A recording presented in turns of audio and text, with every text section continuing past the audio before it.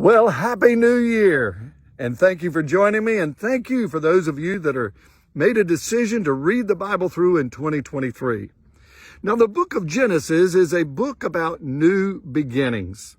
It's the beginning of the world, the beginning of mankind, the beginning of sin. And in chapter number 4, we find Cain and Abel, the two sons of Adam and Eve, that are, well, there's a feud. Cain is upset with Abel because God is pleased with Abel's sacrifice and he's not pleased with Cain's. And Cain is upset. And God comes to Cain, and in chapter number 4, verse number 7, he says this: "If you do well, will you not be accepted? And if you do not do well, sin is crouching at the door. Its desire is for you, but you must rule over it." Now, friend, that principle is still true today. Sin is crouching at our door.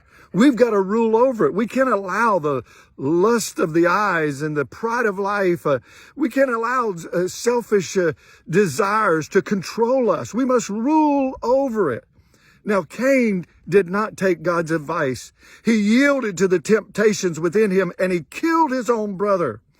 And he paid a price for that. He paid a penalty. We go on and read that he was cast out and God rejected Cain. But he wants us to control and our desires and to rule over the sin, shut the door to sin. We get over to chapter number 6 and we find that Noah, the world has gotten corrupt by this time. And Noah, however, found favor in the eyes of God. In fact, we read it in chapter 6, verse number 8. But Noah found favor in the eyes of God. And God told Noah to build an ark. And that was his place of escape. It was his way of escape, he and his family.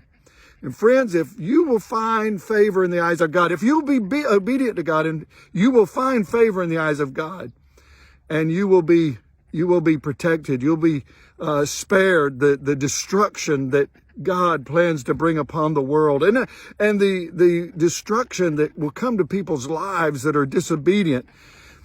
You will find favor in the eyes of God. So I encourage you, friends, rule over sin. Don't let it rule over you. You rule over sin. Shut the door to sin.